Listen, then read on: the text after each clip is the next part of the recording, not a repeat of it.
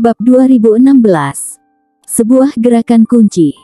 Grey Z bangkit, berjalan ke tempat latihan, dan menatap Lilia Yuga yang sedang melakukan kerusuhan. Tidak apa-apa. Lilia Yuga sepertinya tidak mendengar, masih melambaikan tinjunya, berkedip-kedip di pasak, lebih cepat dan lebih cepat. Bang, bang, bang. Dia seperti macan tutul betina yang buas, sekarang dia tidak sabar untuk merobek semuanya. Hah. Grey Z tiba-tiba bergerak dan bergegas ke tempat latihan, dan dalam sekejap, dia tiba di depan Lilia Yuga. Itu terlalu cepat. Sebelum Lilia Yuga bisa bereaksi, dia melihat sebuah tangan dan tiba-tiba meraih pergelangan tangannya tidak bisa lagi bergerak. Seolah-olah ada sesuatu yang dipaku di sana dalam sekejap, tidak peduli itu tangan, kaki, atau tubuh, itu tidak bisa bergerak. Lilia Yuga terkejut. Apa yang kamu lakukan? Dia menatap Grey Z dengan tatapan kosong, dengan rasa ngeri di hatinya. Dia jelas telah meningkat pesat, mengapa masih tidak ada perlawanan di depan Grey Z? Jika Grey Z adalah musuh, itu akan menjadi sekejap mata bagi musuh ini untuk membunuh dirinya. Aku akan mengajarimu sebuah gerakan. Grey Z berkata. Satu gerakan untuk mengendalikan musuh. Latihan Lilia Yuga telah mencapai hasil, dan kecepatan, daya ledak, dan kemampuan reaksinya telah meningkat menjadi gerakan pembunuh. Satu gerakan untuk mengendalikan musuh. Jantung Lilia Yuga tiba-tiba melonjak, seperti yang dilakukan Grey Z saat ini. Ini adalah langkah mematikan. Gunakan saat kritis. Grey Z berkata. Kamu baru saja memulai dengan fondasimu saat ini. Ketika kamu menghadapi lawan yang satu tingkat lebih kuat dari dirimu, itu akan sangat efektif, tetapi kamu hanya dapat menggunakannya sekali. Apakah kamu ingat? Setelah itu, dia berhenti berbicara omong kosong dan menunjukkan langsung di depan Lilia Yuga. Lilia Yuga tercengang. Dia menyaksikan Grey Z memberikan demonstrasi yang hati-hati pada dirinya sendiri. Dia linglung dan tidak berpikir untuk memikirkan hal-hal lain. Dalam benaknya, hanya ada kata-kata itu, satu gerakan untuk mengendalikan musuh. Dia ingin menang, dia harus menang. Biarkan mereka yang dengan jahat memfitnah dirinya sendiri, memperhatikan baik-baik. Pada waktu bersamaan, Arya Yuga duduk di aula utama, memandangi orang-orang yang duduk di bawah, dan melirik hadiah yang disisihkan. Agak mendadak, dia berkata langsung, tanpa sopan. Bukan hanya untukku, tetapi juga untuk gadis kecil itu juga tiba-tiba. Master Sekte, putra kami telah mengagumi nona ketiga selama bertahun-tahun. Keduanya telah menjadi kekasih masa kecil sejak mereka masih muda, mengatakan itu tiba-tiba, kukira adalah hal yang biasa. Pengunjung itu tersenyum dan berkata dengan sopan.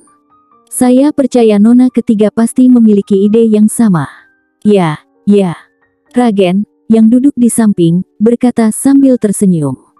Master Sekte, nona ketiga tidak terlalu muda lagi, dan sudah waktunya untuk menikah. Arya Yuga sedikit mengernyit, melirik Ragen, tidak mengatakan apa-apa, benar-benar mengabaikannya. Aku harus memikirkannya lagi. Ucapnya pelan. Setelah melihat beberapa orang, Arya Yuga langsung mengubah topik pembicaraan. Beberapa orang telah datang dari jauh, tetapi kalian harus tinggal selama beberapa hari lagi. Kalian sudah lama tidak datang. Sekte Gunung Hijau akan mengadakan ujian dekat-dekat ini. Kalian dapat tinggal dan melihat-lihat. Arya Yuga melirik semua orang. Apakah ada yang bisa Anda tunjukkan kepada saya? Katakan secara langsung.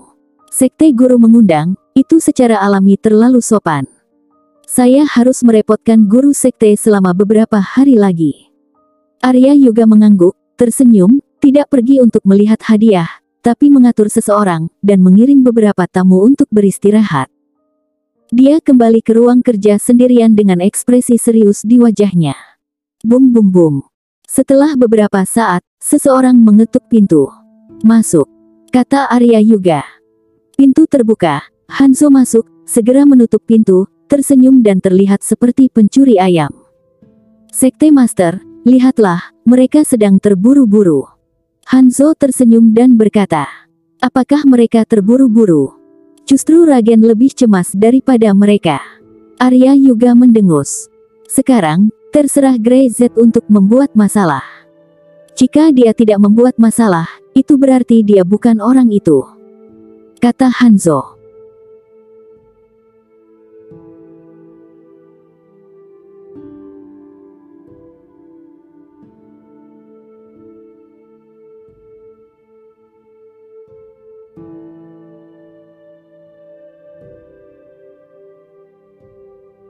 Bab 2017.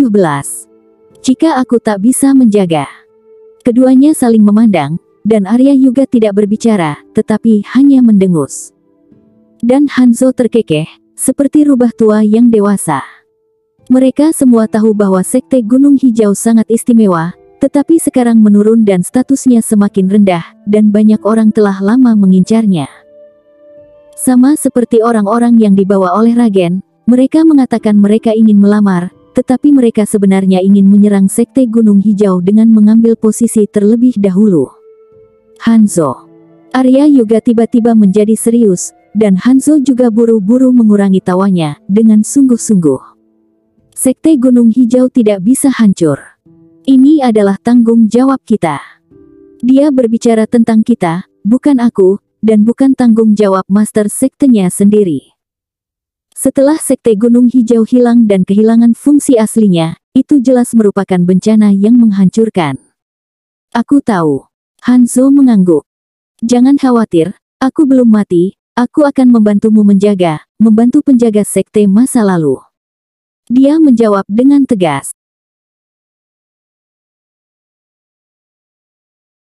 Di Sekte Gunung Hijau, bukan hanya Arya Yuga yang memiliki keputusan akhir. Tidak banyak di pelataran dalam dan pelataran luar, bahkan para tetua yang benar-benar murni untuk Sekte Gunung Hijau. Di mana Arya Yuga tahu. Pada hari kerja, orang-orang dengan secara diam-diam, mencari kekuatan mana yang mereka ajak berkolaborasi. Begitu waktu yang baik tercapai, mereka tidak akan ragu untuk mengungkapkan ambisi mereka. Satu-satunya orang yang bisa dipercaya Arya Yuga adalah Hanzo. Jika aku tidak bisa menjaganya. Arya Yuga menarik napas dalam-dalam. Tulangku akan tetap di sini. Hanzo tidak berbicara, tetapi matanya sedikit merah. Kekuatan Sekte Gunung Hijau sekarang rendah, dan jika bukan karena status spesialnya, itu akan digerogoti sejak lama. Hanzo mengerutkan bibirnya, terdiam untuk waktu yang lama, dan mengangguk. Kalau begitu tulangku juga akan tinggal di sini. Keduanya saling memandang dan tidak mengatakan apa-apa. Setelah menyesuaikan emosinya, Arya Yuga melambaikan tangannya.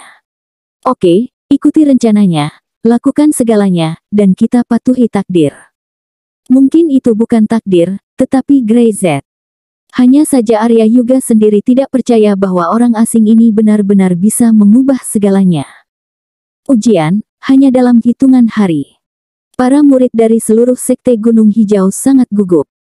Ini bukan hanya ujian yang harus diikuti oleh murid dari pelataran dalam dan luar, tetapi bahkan murid aula depan juga memiliki ujian mereka sendiri.